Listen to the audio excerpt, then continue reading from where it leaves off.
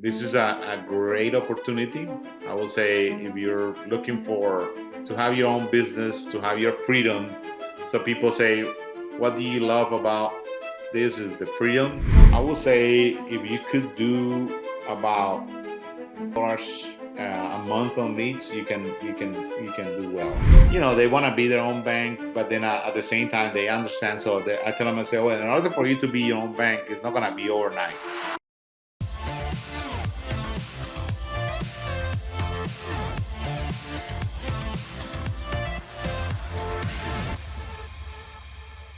Thanks for joining us this week on the Elite Sales Podcast.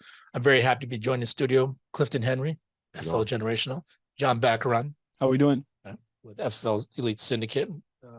So before we get to our special guest, who's going to be training us about how his process works, how he got into IULs, how he's issue paying over $100,000 a month. And I've had the pleasure of spending some time with him, so we got to kind of dig in a little bit further. But before we get into that, I actually want to bring up some relevant news that I thought was kind of interesting. You guys all heard of Charlie Munger, right? Yep. He's in the news, 99-year-old. He's the right-hand man for Warren Buffett. We even got some misinformation from Clifton, who said Warren Buffett died. And I was like, it was an accident, I swear. Charlie Munger died. He was old. Well, I mean, but Charlie Munger, I mean, for those that don't know, I mean, Warren Buffett obviously is a very household name. Everybody knows who he is. He's known for his very conservative yet smart approach. He had his hand in everything. He invested. He always constantly talks about spending less than you make, investing into index funds, and just taking a real sensible, consistent approach and not trying to get rich overnight. Right. Okay. And I think with the social media age, so many people go out there and consume their information, just think like, I want to get rich quick and I want to get it overnight. And a lot of times, they keep digging a hole deeper and deeper for themselves. Right. Now, Charlie Munger he's a pretty neat dude because, he's 99 years old, which very rarely do people get all the way up to that age based off of mortality. So I thought that was kind of cool. He died with a net worth of 2.6 billion. Okay. Which is a nice chunk of change. Big money. Yeah. He also had, during his time, and he took over, I think in 1984, as a vice chairman for Warren Buffett to be his right-hand man. I think he grew the company 3.8 million% return. Jeez. Right. For Berkshire Hathaway. Yes. Yeah. Wow. For Warren Buffett, I don't know if it's through his other companies or strictly to Berkshire Hathaway. I don't know. Overall, he brought a lot of value. Mm-hmm. And that's one of the things. Like he was, until he passed away, I mean, very few people actually knew who he was. He's the right-hand man, and Warren Buffett would not be who he is or where he is without having the right people, by your side. So I think that's a very important thing that we need to continue to keep in mind as we continue to build our agencies, continue to build our respective businesses, even if you're not looking to build an agency. Success is a team sport, and there's no other way around it. So you got to have the right people around you. You got to have people that are in your corner. You got to have people that you can count on. Clifton's helping me out with the Discord. We have complementary skill sets. There's certain things that, we talked about. We restructured our business to be able to figure out a way that benefits both of us, because when we're both at a certain level and we're separate entities, we both got to run our own deal. And, as much as we'd like to help each other, like it's difficult to be able to be like, hey, I'm going to take this part because I got to run the overall deal. And sometimes not everything fits someone's particular strong suits or their passions or their interests. Mm-hmm. So, forming strategic alliances along the way as you continue to build your business, kind of focus on these things, you got to have the right people in place. John and I we work really well together. In terms of how our outlook and how we deal with people, I mean, it's very different. Right. But in terms of one thing I've always been able to count on John for, and like whenever I go through difficult times in business, when I'm dealing with stuff, which, I'm dealing with stuff now. And it's whenever people tell me about their problems, I'm like, call that a problem, but for me, I was built for this. Like, this is something that I've put in 18 plus years in this industry. And if I don't know how to deal with this kind of stuff, like if it's a different level than I've ever been at, then it's time for me to level up. There's no giving up in this thing. Like, you just got to keep pushing forward. And there's guys like John that can actually help keep me balanced, because, sometimes I need a little bit of that I don't give an F kind of attitude, because I do care about certain things, and I care about people and how it's going to affect them, rather than I need to just focus on like what I need to do to like get us past this point, and like just let's just keep pushing forward. And yeah, it's important to have that diversity within your small circle. Okay. Now, clearly, I have a pretty big circle too, with everyone on this call and all the people in my life, and I appreciate all of them for what they are. But you got to have like a right hand man. In this case, I guess it's like two. So I guess I doubled up, and I'm lucky Got here. you back. Got you, fam. But it's not just like me looking to be like, hey, I have these guys to help me out. Like, I'm always looking at what value can I bring to them too. And I think that reciprocation of that effort is really what Charlie Munger and Warren Buffett's relationship really was at the end. Warren Buffett wouldn't be him. Charlie Munger wouldn't be him without one or the other. So I just think that's a kind of a cool dynamic that they had. But did you guys have any thoughts about Charlie Munger? Hope you're enjoying the video so far. Please make sure that you like, subscribe, comment, anything to help support the algorithm, so we can continue to bring you more valuable content and continue to be part of your lives. Also, if you don't feel that it's providing you that much support since you're already at this point, like and subscribe anyway. They knew how to invest, but they knew the game like a little bit more about Warren Buffett. Like, he had a system. He was like reading the newspaper. He would have his little McDonald's meal in the morning with his little Pepsi or Coke. And then same thing with Charlie Munger. Like, they read, they see things, like they look at it. But I think one of the biggest investment advice they were giving us was like, don't jump the gun. Right? They had an issue with like crypto, right? They didn't want to get into it because they felt that it was a little too tricky in a sense. Volatile and all great. Yeah, and so they were like, "No, we're gonna hang on tight." And then same thing even with the COVID. Like, when companies were shutting down and losing money, they were making money, and they were ready to pounce on like opportunities. Is what Warren Buffett and Charlie Munger mentioned. Waiting on the perfect opportunity. If like a big organization was somehow losing money, or they needed an influx in capital, that was when they would capitalize and buy it for cheap, and they would invest into that. So they knew how to hoard money. They knew when to spend. That was a pretty big keystone principle for them. It's like, when people are panicking, when people are running, this is where you should go and take advantage of the situation. Right. There's blood on the streets. Yeah, man. And they had the power. They had the money. Right. Yeah. Right. And just making the right decisions over a long period of time. I mean, these two guys are relics. Yeah. So I mean, like, they had plenty of time to be able to make the right decisions over and over again. They definitely were not all right decisions, because in the crypto market they could have made some money, but they chose to forego that because they wanted to do things that they knew about, things that they've worked on for a long time. So yeah, it's just a really, they're like the epitome of sticking to your plan and it working out. Like, man, that's dope.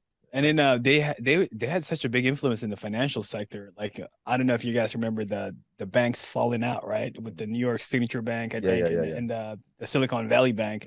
They were like looking for a way out, and they were like, what if we call Warren Buffett and Charlie Munger for some help? Maybe they'll bail these banks out. Right. They had the money for it. Yeah. So behind the scenes, they might have done some like crazy deals. For sure. So yeah, so preaching consistency, preaching, get into a space in which you're going to continuously work on for a long time. And Charlie Munger, he was very involved up until his final days. I mean, so the thing is, he had 99 years in which he put in, I mean, not full 99 years, obviously, but from the time he took over as vice chairman in 1984, up until recently, he was an integral part of that. So if you guys are just like, having a bad day or having a bad week and you decide to give up, I mean, like, you don't build anything substantial if you give up too soon. And these guys were about consistency and being sensible and making the right conservative approach. Sweat equity. Yeah. Well, so on that note, Warren Buffett was a huge proponent of the index funds. He that's something that he constantly talked about. He had that one famous bet about, he could outperform, if an index fund would outperform any individual investor over a 7-year period. Yeah. And he took this major bet. I forgot the name of the bet. It's escapes. Yeah, it was like a 10-year hedge fund bet, right, against any hedge fund like investor or anything. Right. Hedge funds are sexy. They're it's like they can get like a quick return, massive returns, but it's risky. Yeah, it's tremendously risky because you're betting on individual asset classes to like do really well. Whereas like with an index fund, you're diversified enough to be able to have, you're buying like a bundle of stocks, like blue chip stocks that are, even there's going to be some companies that are going to do well, some are going to do poorly, but then the ones, they're not all going to fail. And the ones that are doing well will typically buoy up the average. So the thing is, over the course of time, you will make money with an index fund. We can confidently say that. Warren Buffett's been saying this for years. And I think he's done all right for himself financially. Yeah. Right. So since we're on this topic, we have our very special guest, Juan Franco, joining us out of the Houston, Texas area. Yes. Houston. All right. And then, one thing that he does really well, and, I got a chance to spend some time with him in Florida, and we got a chance to connect, and I really enjoyed our time. You're a really nice guy. You're really humble. And, it was really nice, just getting, number one, getting to know you a little bit better, but also to learn from you and kind of discuss the business. And, that really is like a very uplifting experience to be able to hear from someone doing as well as yourself, someone that pays over $100,000 a month working on IULs. And, to see someone, because typically, in business, a lot of times we get this impression of like, oh, nice guys finish last. And, you got to be a little bit of a jerk. You got to elbow people out the way for you to be able to like succeed in this business. And that's not true. I mean, the thing is, if you're a real business owner and you understand the market and you understand what's out there for you, you can succeed and you can bring other people along the way with you. And Juan's been a personification of that. And, hey, I just appreciate you spending some time with us and getting on with us. Yeah, it was great talking to you, man. Great meeting you finally. Well, it's fun. It's funny because a couple of times we met in Texas one time at the integrity office, and then I came up and introduced myself to you, and then you're like, oh yeah, I've seen you before, and and it's kind of cool to connect that way, right? I seen you guys all the time on Instagram. They are two gentlemen too, so it's kind of like so we just don't meet up, but I know I follow everything that you guys do too. So that's awesome. That's awesome. Nice. Great. Well, let's start off and kind of let people know what you did before this, because people see your numbers and they just think like, oh, he must have came from like some huge financial background. He must have worked in stocks, and he knows all this stuff, and this is the reason why he's focusing on this product. Can you tell us a little bit more about what you did before this, how you got into the insurance industry, and how it's been so far? Yeah, so I never been in the insurance before. Like I got into it like during the COVID year, 2020. So that was my first time, and then so it was just I was in fundraising, so I was helping schools raise money.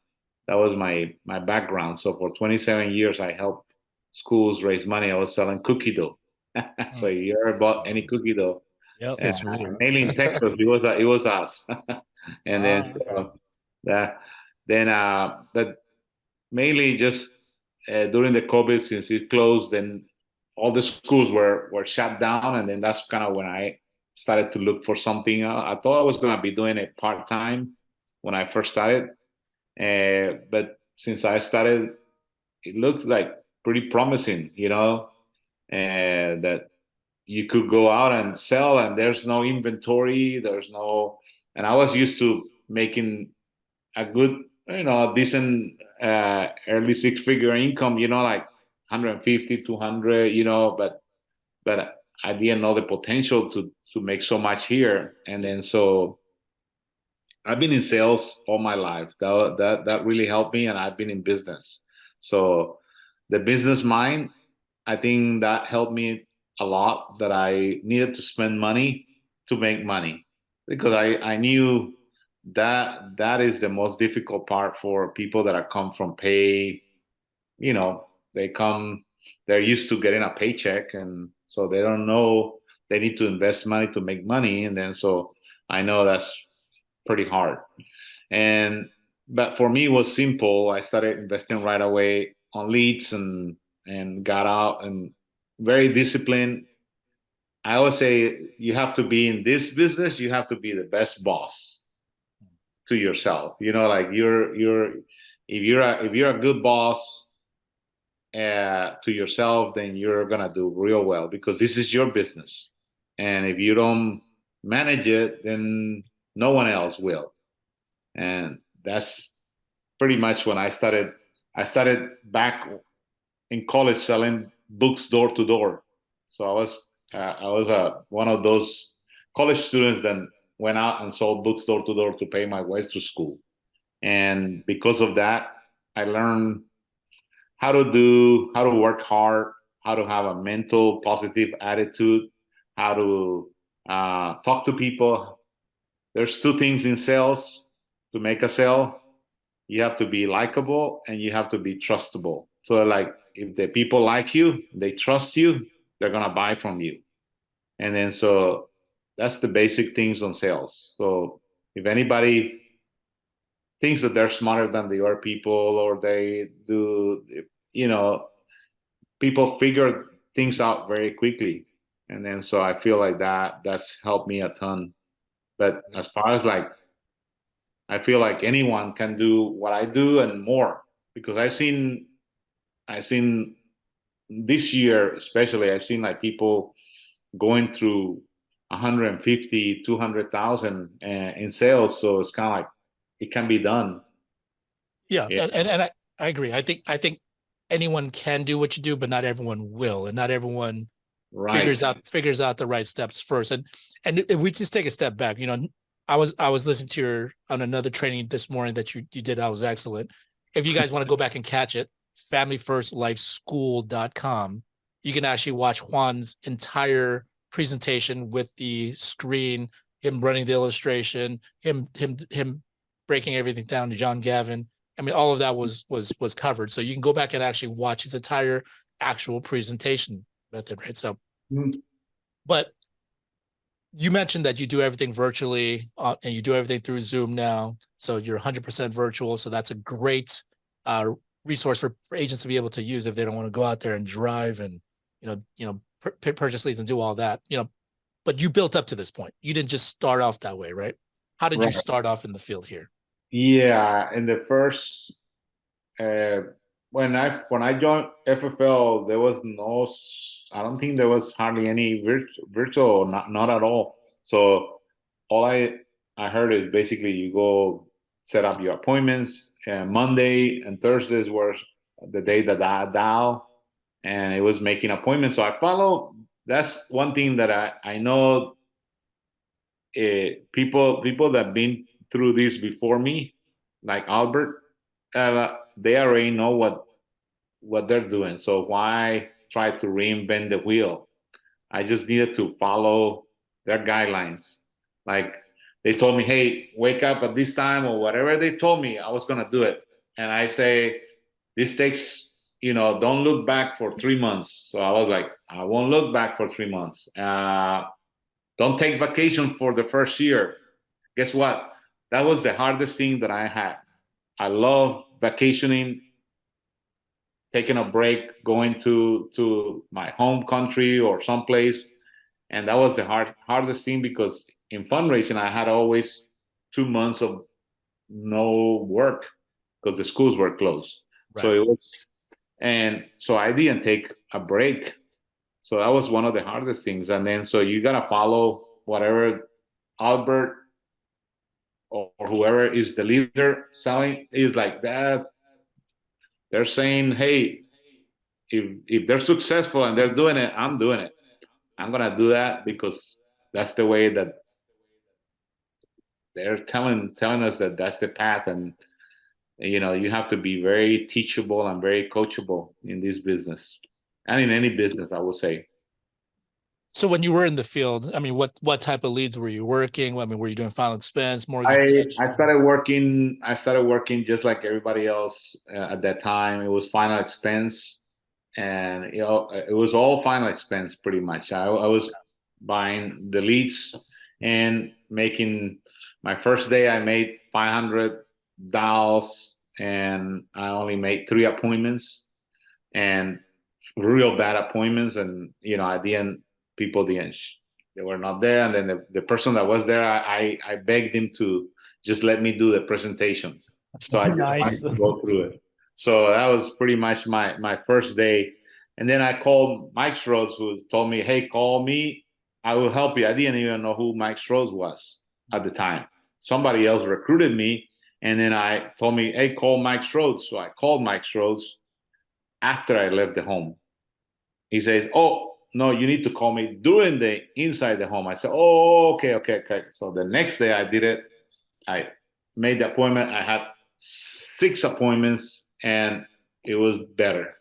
I basically had a my first sale the second day, and then so that was huge, Yeah. and the belief factor, the things, and I just started working, and I went from 12 appointments a week to like 18 appointments a week, and I got to close to 20 appointments a week. And then I heard this guy, Easton Patton and Zach Radosky, talking about how they do $60,000 in a month. And I was like, how do they do that? And then so they were talking about how you need to make more appointments. So I said, they make 30 appointments to 40 appointments. So I said, I'm going to start doing 30 appointments a week. So I started doing 30 appointments a week, and my volume went up to about 40,000 a month. And then so it went, I never hit 30 over, I hit like 30,000, but not over that, the 40. So I was now accomplished. And so you start one step at a time trying to hit bigger numbers. And that was kind of like, and then I moved into mortgage protection little by little, not like 100%, but I started learning. It was difficult, especially when there were older people in the home. I didn't know how to do that. I listened to John Wetmore's training and learned that, and I became real good at mortgage protection. Shadi was my best trainer. He trained me on the phone how to present, and I was like very thankful to him for that.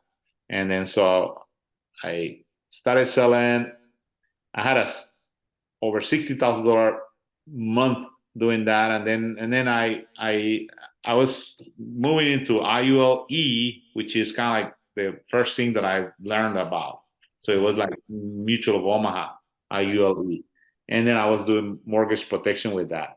So I liked that product, but then one guy in my team, he actually came from another organization from WFG, which is more IUL, and then so he told me about, have you ever seen an IUL, a real IUL? I said, well, IULE. He said, no, that's not a real IUL. So he kind of showed me the National Life Group IUL, and I was like, whoa. Yeah. How do you get one of those? And then he said, I got one of those for me, my wife, my kids. And I was like, I need to get me one and one for my daughter too. And I was kind of pissed off that no one had told me about those when I was younger. And then so I started learning more and more, and that's when I started picking up on the IUL. It was kind of like just by learning from other people. I still learning every day. I'm still learning. So I don't know everything about anything, Right. So I mean, so there was a gradual progression. It wasn't like you just came in and decided I'm just going to do IULs off the jump, because you can tell me if you've experienced the same thing, because I think people on this call or people that just see your numbers and other people's numbers just think, oh, they're doing 100,000. If I'm a brand new agent, what if I just go straight into that? What would you say about something like that? Well, to tell you the truth, there's companies out there that's all they do. So IULs is not a difficult product. So first of all, I think that annuities and IULs are not a difficult product. We just have to learn it. And I feel like if you have somebody that is going to train you on it and train you well on it, I think we do it for people. But if you're like, for example, I have one team that does what they do is they basically make people, once they reach like 15 or $30,000, then they move them into IUL. And I think that's the best way. Me too. I think they'll do better. They'll start off because final expense is like no brainer. Sure. Like, there's no misunderstanding on it. Like and mortgage protection, a little bit of learning. I mean, it's not that difficult. So it's kind of like you just have to know the clients, like the older age versus the younger age and so forth. But pretty much all this business, I mean, there's no rocket scientist in what we do, like this is very, very simple business, you know. So Yeah, however you guys want to train your team. I tell people, I say, yeah, I mean, it can be, there's other organizations doing it from the beginning, but they train them real well. right. Yeah. So in my personal opinion, I totally agree with you. You could come in and learn it. However, the thing is, it also depends on you as the agent.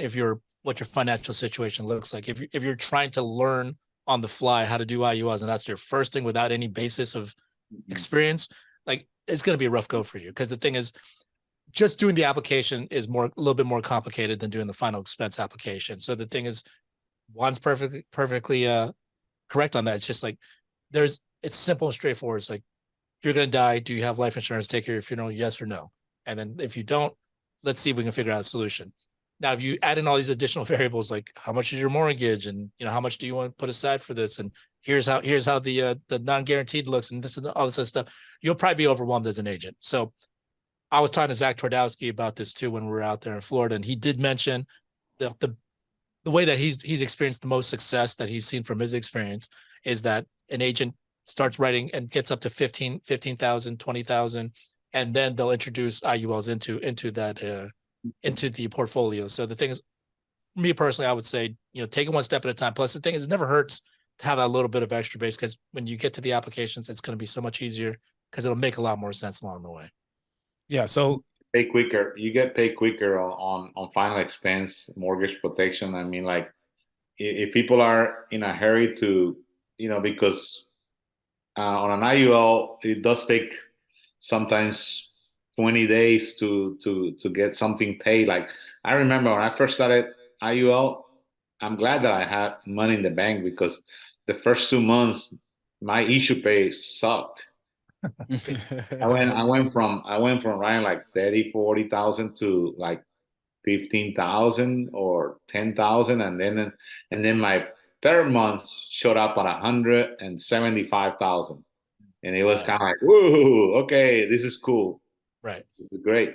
So yeah, going back to our example with Charlie Munger and Warren Buffett, I mean, it does take some compounding time for you to be able to like build up the skill set. So I've heard that common experience. I've heard Hall of Fame producers that have changed whatever they were doing, and that they decided to switch to go to this model instead or focus on this, and everyone took an initial dip. So the thing is, there's something about the reps. There's something that you just can't skip all the steps and just think like, hey, if Juan's doing it, I mean, if he's doing it, like I can go out there and write $100,000 tomorrow. Like it doesn't work that way. You got to put in that sweat equity. You got to put in that time, and it compounds over time. That's how you get to that point. yeah, so I have a question. One, so I mean, you're very well versed in your final expense with the mortgage and into the IUL now. So talk about your I would say clientele now, your lead clientele. How much percentage do you think you do now on final expense versus like mortgage versus IUL? Or are you completely merged into all IUL now? All IUL, and that was kind of like when it was kind of like a little bit not by 100% by choice. It was like I told Albert, I started promoting myself on social media, just like Okay. everybody else. They promote recruiting or whatever. So I started promoting IULs, and I learned from other people like Depot and people that were doing it, and then so uh, people start following me, and suddenly it had to blow up. My Facebook account blew up, where they had a lot of followers, and then I suddenly one day I got like 100 leads in Wow. my inbox, and it was like I was not prepared for it. I was in the field at the time, and then so I had to pull out myself to. It was all over the United States, so I couldn't go visit them. So I had to learn. I kind of had done a few presentations on inside the home on people on IUL and things like that. And this forced me into, I pull out a lot of my top leaders to do the same. So I was kind of like training, and then I started pulling in even people from other teams that were good friends. I said, hey man, I got leads like crazy. Can you help me out? And we just split it. I'll give you the leads. If you don't sell them, you don't pay. You sell them, you pay me. And then it was like, man, it was like just people. It was just like that. And then so my business just exploded. Right. So mainly social media through Facebook, or are you using like Instagram, TikTok? I was using I was using at that time uh no, I was using I started with Facebook a little bit more. Then I went to TikTok, and then I last one was Instagram. So I now I post on all three of them, but it was I guess I'm as you can tell, I'm not as young as you guys, so it's kind of like there's like there definitely Facebook is it was my thing. I didn't know what TikTok was at the time, and I asked my daughter. I said, "Hey, what is TikTok?" She didn't want to tell me. She's like, "You're too old for that," you know. And but anyway, I got over 40,000 followers in TikTok, so not bad, Wow. you know. Like, hey, you know, I done okay, and then I have over 500,000 followers in Facebook, so that was the big plus. And then on Instagram, I'm still trying to grow it. You know, it's like it's just, but then there's a lot of people now doing what we were doing at the time. You know, IULs is very popular now, Yeah. and it's a big thing. So that was the main part. How I and then Started so IUL just became. I was doing like 10 appointments a day. You know, sitting down with people, and people were like looking at me like if I was like whoa, this guy, man, he's sitting down with me. And then so they were all excited just to see me. And then You became a celebrity. I know. I became a celebrity all of a sudden. People were like, and then people were calling, "Hey, we're with Juan Franco's office," and then they were all excited just to hear that they were So talking. if you want more followers, how do we follow you on Instagram What's or your on handle Facebook? on Solid, Instagram? solid financial plan. Solid financial plan. Yeah, Yeah. Or if you guys just go in and search Juan Franco, he'll pop up. You'll see his handsome face there. Juan C Franco will be the one that you'll see, and then you see my bald head. Just make sure they're authentic one.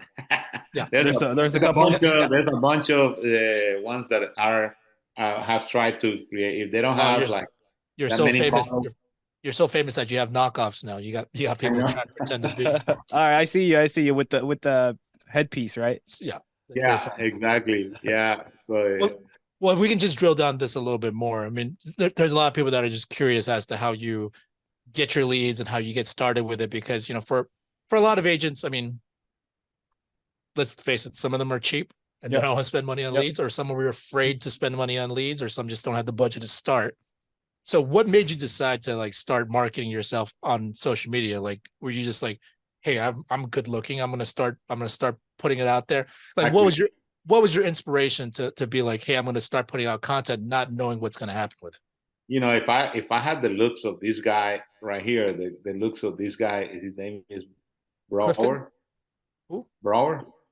Oh, Oh, Derek Derek Brown. Brown. Shout out Derek Brown. If I had the look, I mean, like this guy looks just like the guy in the office. So it's like, man, if I had that look, I would just sell the heck out of the United States. I would just say, hey, man, you're just talking whatever. I'm like, I would just book everybody, you know. So take advantage, you know. Like you guys, yeah, you guys are young, you know. He Like, looks like Dwight from The Office. yeah. Oh my God, he's like identical, man. Well, Yeah. so what was your inspiration to start the content and start putting that out? Like, you knew So. that was going to lead to leads. That was your Uh, plan. Yeah, so I would just post content, and people will follow that, and then so it's just like I started in the beginning. I was doing a lot of duets. That's what I was doing because I didn't know what I was talking about. So Okay. I saw like guys like Depot and they were other people from other places that doing it, and so I started just pointing at them, and that was my TikTok in the beginning. Just pointing at people. People start following me.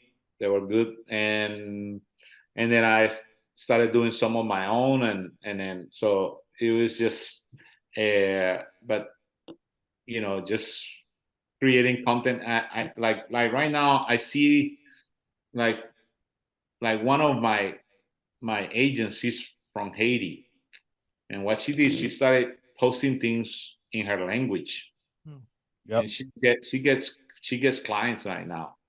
Wow. So it's kind of what we have to do is think outside the box. Yeah. On that cases, not to do this job outside the box, but to think of outside the box. Like if everybody's doing this and I'm not getting results, maybe I'll try something. I mean, like this guy, he looks like The Office. I will do a play like I'm in The Office. I will do like, man, like anything you can do. Like there's so many things that you can do. Like I see you guys, you guys are very successful in social media, Albert. Thank The you. way that you promote yourself is amazing. Yeah, you three guys, I mean, like you guys killed it. So, Well, for me, it's just all my social media guys. I mean, I cringe at looking at myself. I mean, so it's more of just like knowing that you got to do it if you want to promote your business, and you've done a tremendous job with that. In addition to the social media, though, Juan, I mean, I think Sean mentioned this. A big chunk of your business actually comes off of referrals off of these people that you generate through your social media. Is that correct? And how does that work? Yeah. So IULs is one of those things that people benefit more than just the life insurance. They benefit by growing their money and by living benefits and things like that. So a lot of times I ask them and say, hey, do you know anybody else? And one of the things is people know, or people say, hey, what about my sister? I want to get my sister. I want to have my child. I want to have my wife. So it's kind of like you can have like 4 or 5 IULs in one home. So I sometimes have written like 5 IULs in one home. And then when I write 5 IULs in one home, that takes a long time. So what I do is I probably take, once you write one IUL, they trust you a lot. And then I just tell them, I say, could you give me just their information? I'll enter it later. So I just give them all the information. I just do it. I say, I'll call you once we get it, and then we'll submit it, and then I'll let you know if I need more information from you. Okay, so I have a question. So let's say you're selling Albert, right? I'm Albert's brother, and Albert referred me. Okay, so now you give me a call, or it's a separate situation. Albert kind of told me about it. In like a quick explanation, how would you explain an IUL for a random individual that doesn't know much about it? Mm-hmm. I try not to do much on the phone. So the way that I tell them, I say, hey, Albert, this is Juan Franco. I'm basically the guy that you requested the information about the IUL, or that your sister referred me to you about the IUL. And so the IUL is a great tool, but I don't want to get into it right now. I know you're busy. What I like to do is set up a time with you for about 25 to 30 minutes via Zoom, so I can explain to you how your future is going to look like with this, how your money is going to grow, and also the pros and the cons. So when is the best time for you, in the mornings, afternoons, or in the evenings? Then so that's pretty much my approach to people. I wanna set up an appointment. I do a one-time close. So some people, they do the pre-sale on the phone, and then they close on the second appointment, which is the video or something like that. So I do one appointment, very little on the phone, and a lot on the video. Now, when you called the referrals, like if you called John, and then he just said, and then do you normally get pretty warm reception? Do people say like, I don't know what this is? I mean, do people generally book the appointment? Oh yeah. I think I booked pretty much like 99% of the people that are gonna. I mean, when they reply, especially the organic leads were like, they were hot. I mean, those were like gold. I pay like I will pay $200 for those type of leads. I mean, Yeah. like I made a lot of money on those. But the leads that I buy now, they're pretty good too. I mean, they're asking for IULs, so they're asking, hey, do you, so they watch a video, they request that information, and they're pretty good. Okay. I do, and then I don't know, just not. I don't try to explain, like I said, too much on the phone. But if I have to explain to people, what I do is I explain that there's two pieces to the IUL. The IUL is a different type of life insurance program, because they say, where is like where can I get one of those? Can I get it in the bank? I said, no, this is not a bank thing. This is a life insurance program. And since it's a life insurance, you can get it through a life insurance carrier, and you're gonna need people like me that are a license. But the problem is not everybody that is licensed know what an IUL is. Now I'm an expert on IUL. I'm gonna be able to help you with this. So I'm gonna set it up the right way. Let me tell you why. Because the IUL has two things. It has the life insurance and it has the compound interest account, where the money is growing for you. So what we're gonna do is we're gonna minimize that life insurance and we're gonna grow your money. So that's what most people want. We want to max fund your IUL. And then when they hear that, they have the confidence that they got the right person. Got it. Now, do you run into a lot of situations in which the client's kind of unrealistic about how much they want to put aside for an IUL? Like they're expecting to pay like $50 and something very minimal. That's not really going to find much benefit in that. Do you run across that quite often? No, it doesn't. The way that typically because we don't sell it as a life insurance plan, so the people are not looking for the cheapest plan.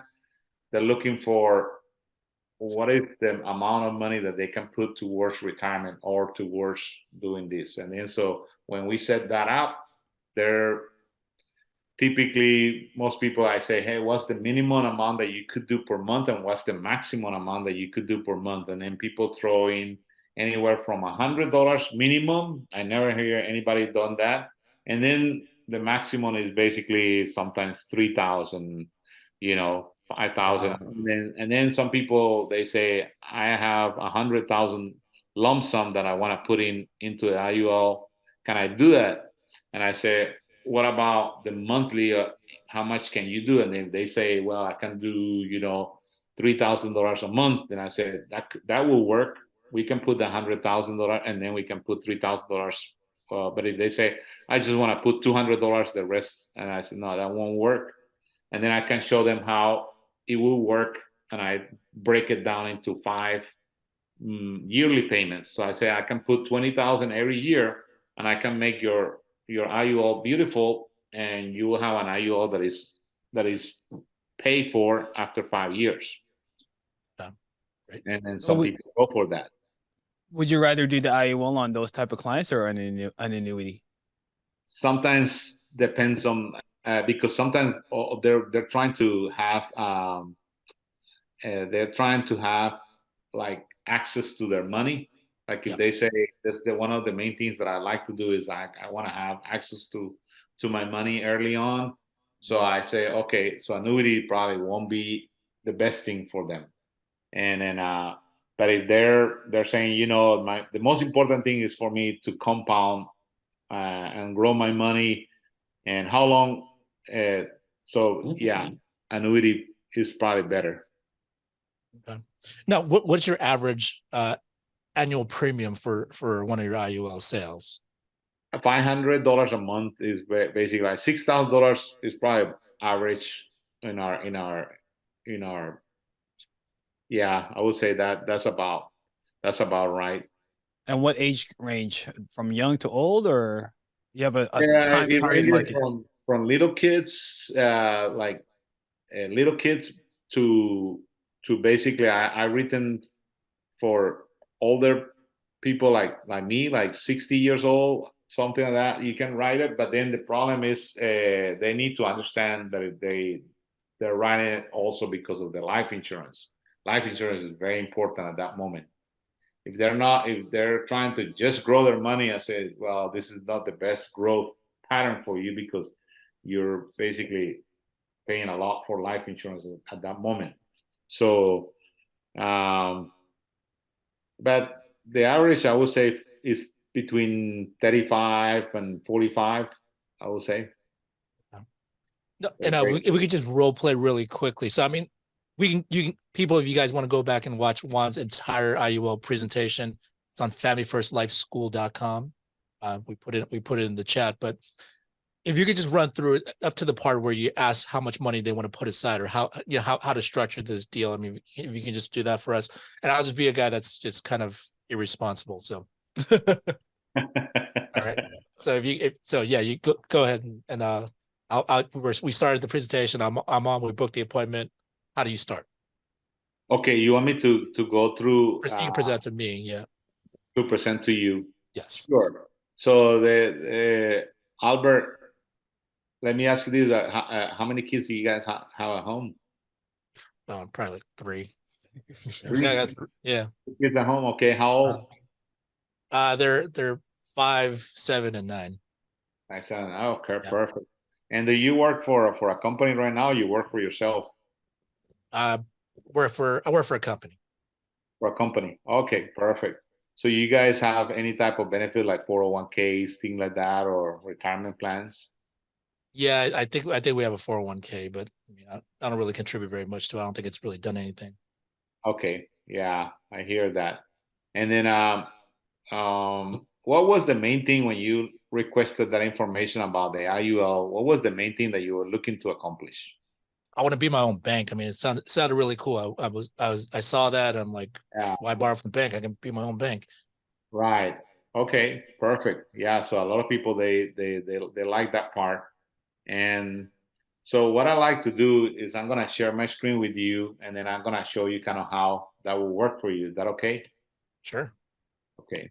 Perfect. So I just kind of like go into the thing. I know I don't have access to sharing here, but We can. Well, Give us a sec. We don't have to go through all that because we already did that. But how do you determine how much money to ask for? Or how do you structure your plans? So when I go through my presentation and I designing the IUL, there's a point in time after I explain what an IUL is and all that, and then I say, okay, now here is the way that we design it. So I tell them, and then when you guys watch that video that I did, then you'll understand more. But then it says minimum death benefit, maximum cash value.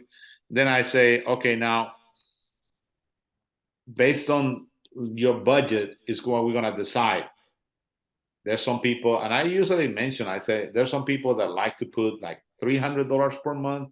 There's people that put $1,000 a month, and there's people that put $100,000 or more per year. Now, which one are you on this? Like, are you more on what will be like comfortable that you could do per month minimum? And what would be the maximum? How much, Albert? How much will be like a minimum amount that you could do per month? Well, I mean, I still like to go to the club and I still like to buy bottles. So, I mean, Sure. can I start with like $100 a month? Is that practical?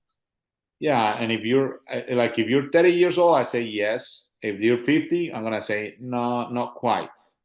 I'm gonna show you why. And so I says, well, that would be kind of tough. I don't tell them like no, but I tell them I say that would be kind of hard. And How do you redirect them? So I say, what would be like a maximum amount that you could do per month? Give me an idea. Like if you say maybe like $500.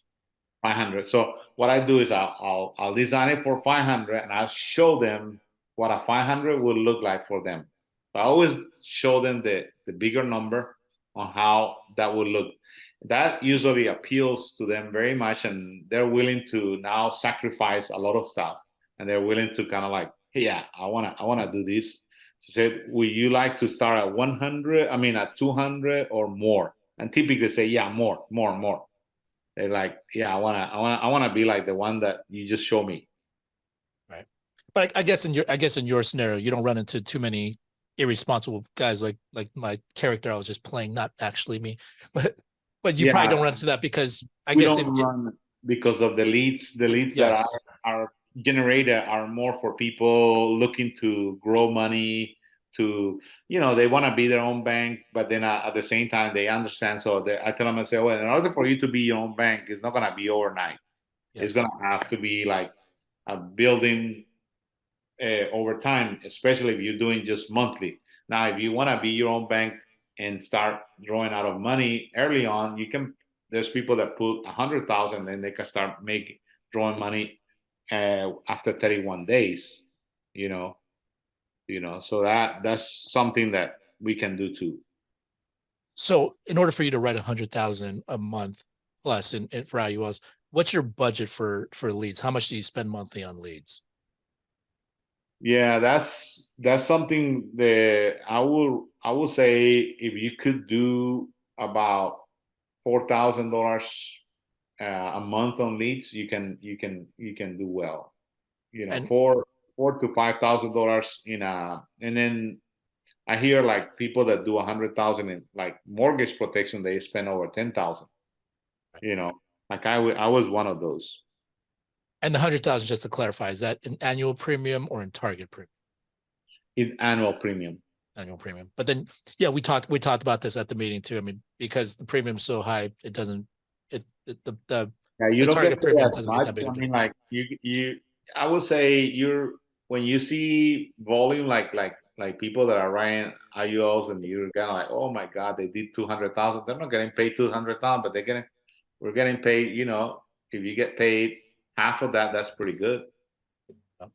You know, so that's a good. Sometimes a little bit less depending on, like if somebody gives me 100,000. I'm not gonna make 100,000 on that money, but I may make like 20% on that. Yeah. You know, so that's still pretty good, $20,000. Right. And these leads that you do purchase, I mean, are these based off of your own content? Is it a campaign that's being run for you, or someone else is generating IUL leads for you? I'm doing now my own. I'm generating my own So type you're of running lead. your own campaign now. Right. Okay. Yeah. And I are you was boosting your ads? Posting well. your content with it. No, that doesn't work too much. It was more like advertisement, like the ads that you see in sponsors. Okay. Like you sponsor an ad, like you go and then you spend so much per thing, and then so you put a video, and then you can do that. Right. And I just want to clarify for everybody. I mean, so the thing is, Juan started with organic, social media content that he's putting out, just educational videos, and then he generated a bunch of organic interest, and then people started responding, and that's when he got out of control and started having to like give leads out and for a split. Then he also started doing some campaigns, and also you can also purchase leads off of the ILC. They're doing social media, IUL, and mortgage protection leads. So these are all you can say like, oh, I'd rather get it from all these vendors outside, but they're buying from all those vendors from outside. Yeah. So the thing is, they have all these contractors. So the thing is, they're 100% vetted. If you go outside, I mean, if they're not compliant, you could be having, potential compliance issues in certain areas. ILC is 100% scrubbed. It's going to be guaranteed. It's going to be guaranteed compliant. So that's one area, a great area to start. Yeah. ILC, if I yeah, like Calvin, right, who's Yes. basically writes a lot of IULs. He Mhm. told me. I mean, I met up with him, and then in Florida, and he says he bought 30 of the ILC IULs, Right. and he wrote 5 policies.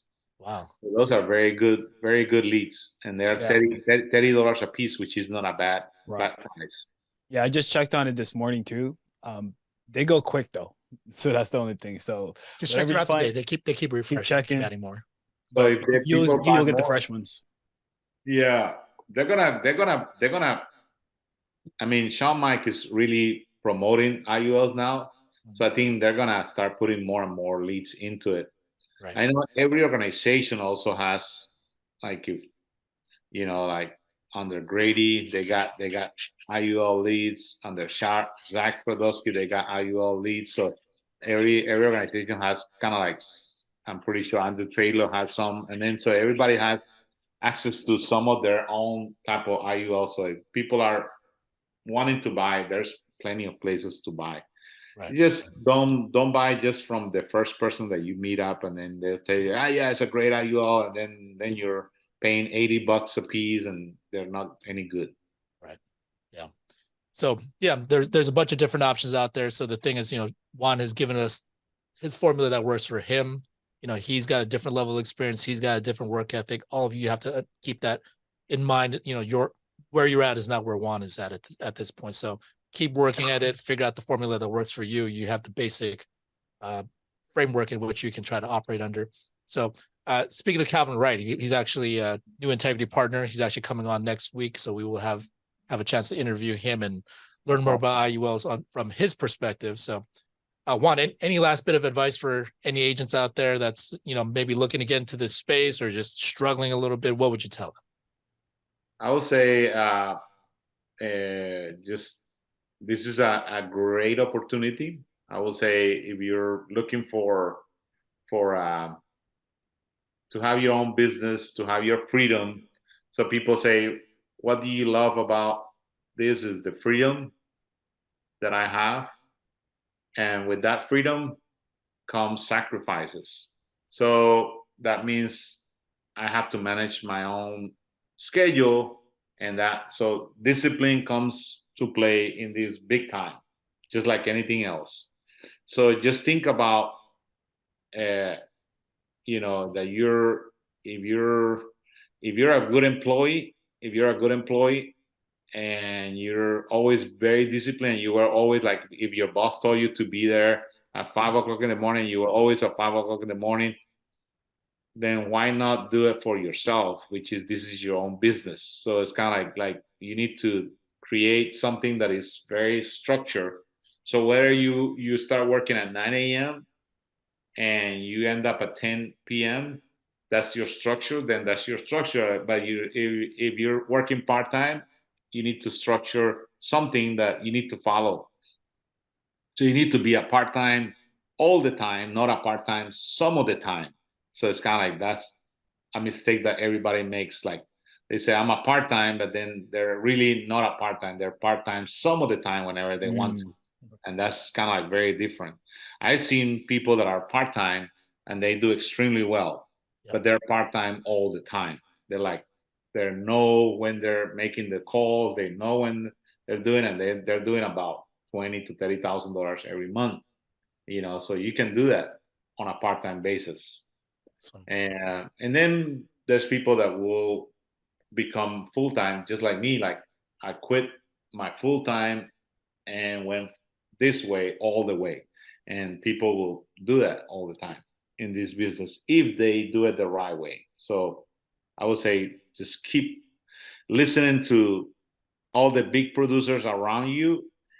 Don't talk to people that are not doing as well or more than you. I'm sorry to say that, but you're not here to make friends. You're here to progress. So guess what? Mike's Rose helped me to get to a certain point. When I got to his point, guess what I look for? I look for Zach Tradowski, like who's taking me to a farther level. Right. So you need to look always up. Don't look down. That's my big advice. Right. Well, that's great practical advice in terms of just navigating your way through as an agent, but also working the IULs and progressing up to that point. So Juan, this is really great stuff. I appreciate you coming on and sharing some time with us. Next time you're in LA, like hit me up. Let's go out. We'll grab a bottle of Pinot. And we'll go have some fun. Thank you, man. All right. Or a scotch. I saw you like scotch too. I thought, yeah, let's do it. I got a little bit. So yeah, next time you're out here, you're always welcome. So Juan, I really appreciate your time. Thank you for all the wisdom, and we'll see you around. Okay. Thanks a lot. Thanks, Juan. All right. Okay, so hopefully that was helpful stuff for you guys. Remember, starting with the Charlie Munger and Warren Buffett, you could be someone's right-hand man. And, for us, all of us as agents, we can do that. We can help that in terms of the people within our business and also with the clients that we're able to go out there and help. So just figure out what you can do and which role you're going to play. Let's all go and contribute and continue to help other people, guys. So appreciate you guys getting on. and let's go and use this, apply this information, you know, to the degree in which we are able to at this point, and just keep progressing. All right. Appreciate y'all. Peace. Have a good one. Hope you guys enjoyed the video. Thank you guys once again for supporting. If you guys want to see more of that, please make sure you like, subscribe, click on this link here to subscribe, click on this link for the next video.